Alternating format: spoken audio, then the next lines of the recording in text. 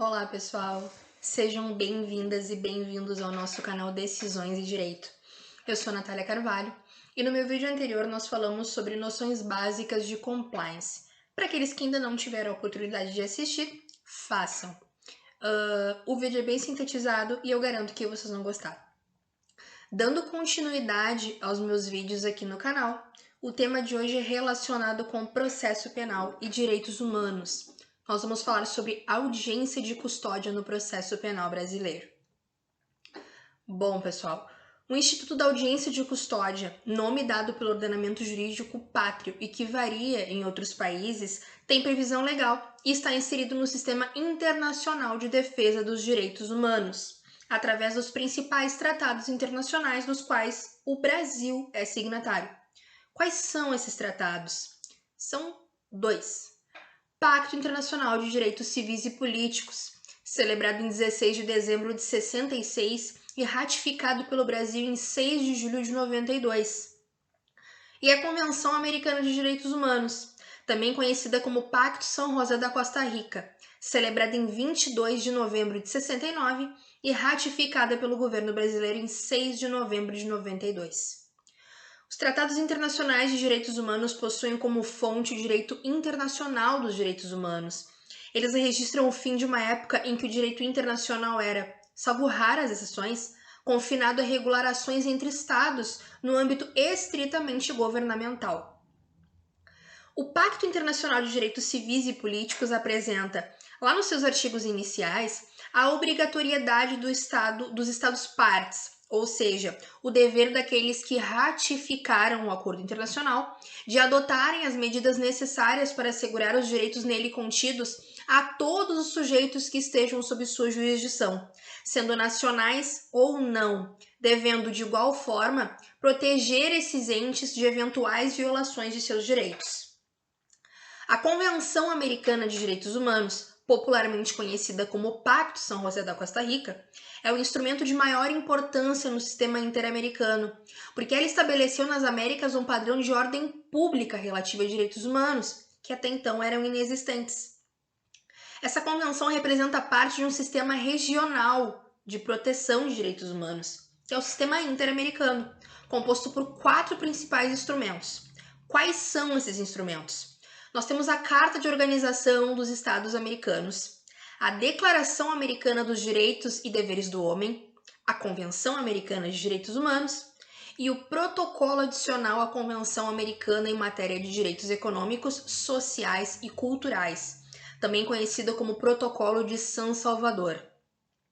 A Convenção, em sua primeira parte, elenca um rol de direitos civis e políticos, e é importantíssimo destacarmos o direito à personalidade jurídica, o direito à vida, o direito de não ser submetido à escravidão, o direito à liberdade, o direito a um julgamento justo, o direito à compensação em caso de erro judiciário, o direito à privacidade, a liberdade de consciência e religião, liberdade de pensamento e expressão, direito à resposta, liberdade de movimento e residência, direito de participar do governo, direito de igualdade perante a lei e o direito de proteção judicial.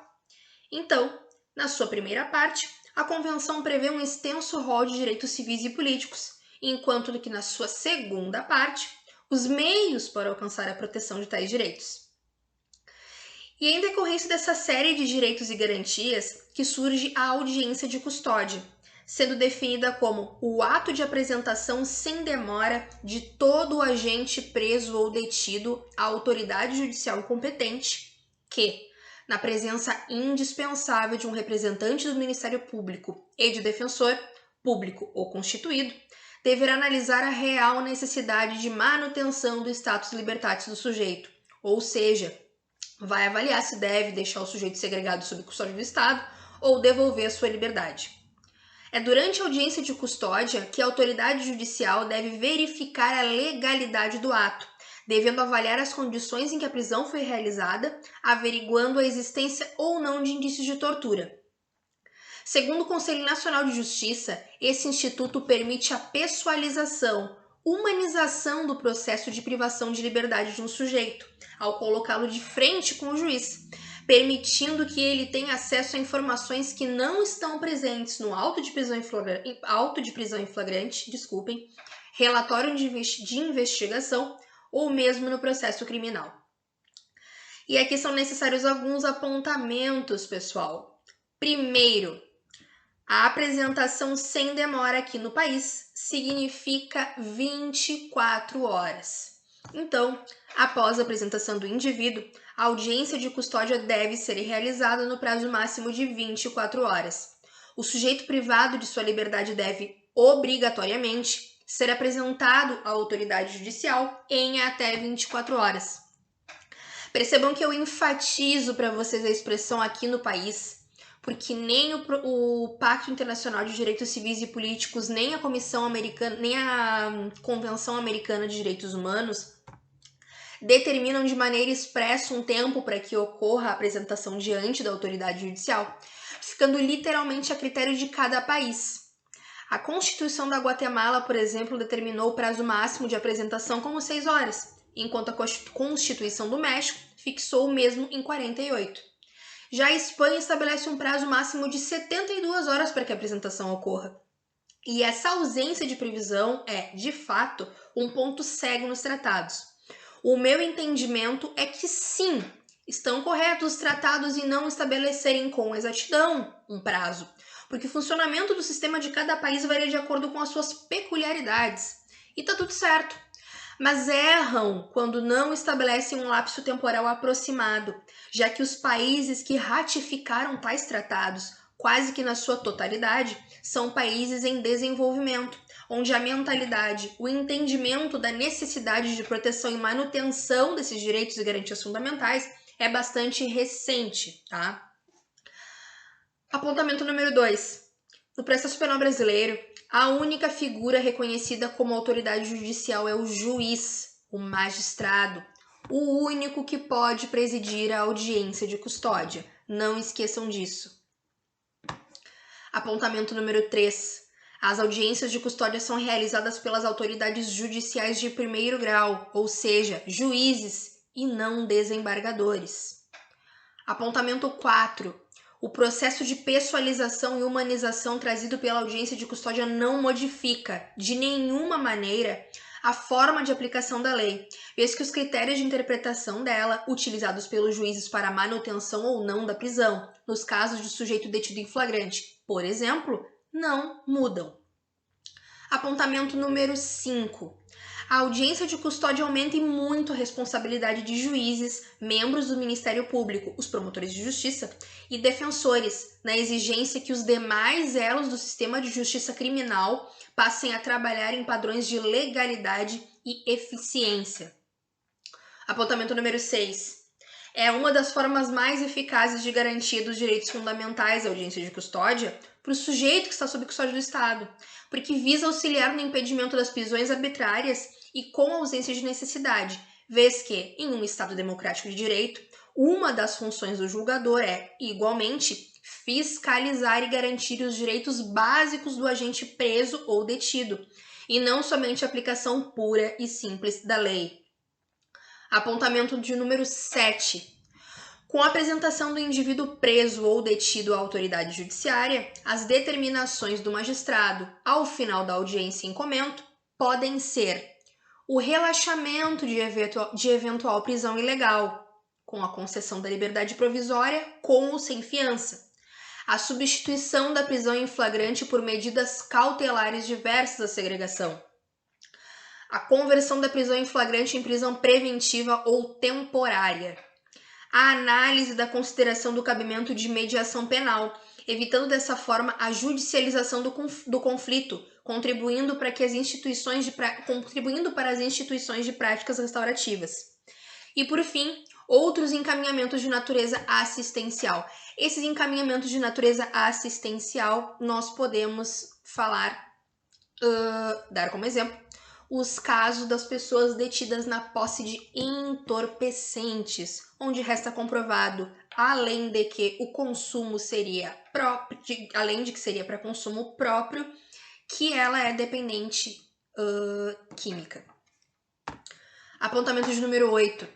O principal objetivo para a implantação da audiência de custódia no processo penal brasileiro, na verdade, foi a necessidade da nossa legislação interna estar de acordo com os tratados internacionais ratificados pelo Brasil. Porque, pasmem com isso, o Instituto da Audiência de Custódia demorou mais de 20 anos para ser implantado no sistema processual penal brasileiro. Ele passou a ser discutido no país a partir do projeto de lei do Senado número 554 de 2011, que surgiu com a finalidade de regulamentar as normas internas conforme o Pacto Internacional de Direitos Civis e Políticos e a Convenção Americana de Direitos Humanos. Mas só em 2015, o CNJ, juntamente com o Ministério da Justiça e o Poder Judiciário de São Paulo, decidiu criar o projeto piloto da audiência de custódia, através do provimento número 3 de 2015, para fazer testes em relação ao funcionamento da mesma.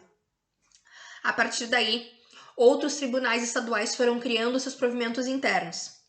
Em razão da disparidade na execução da audiência no país, já que cada tribunal estadual tinha o seu próprio provimento e fazia a execução da audiência como bem entendesse, e também em razão da falta de perspectiva de inserção da audiência de custódia por via legislativa no sistema judiciário nacional, o Conselho Nacional de Justiça elaborou a resolução número 213/15, uniformizando a realização do ato no país.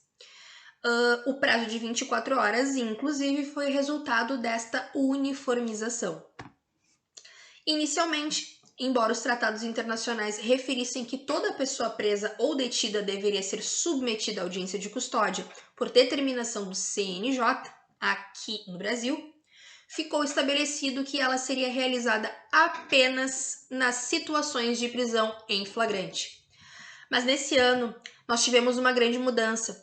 No mês de agosto, ali na primeira semana, a Corregedoria Nacional de Justiça determinou aos tribunais que adaptem suas normativas para que as audiências de custódia sejam realizadas também nos casos de prisão temporária, preventiva, prisão definitiva para início de cumprimento da pena e de prisões cíveis, que é o caso da prisão por dívida de alimentos.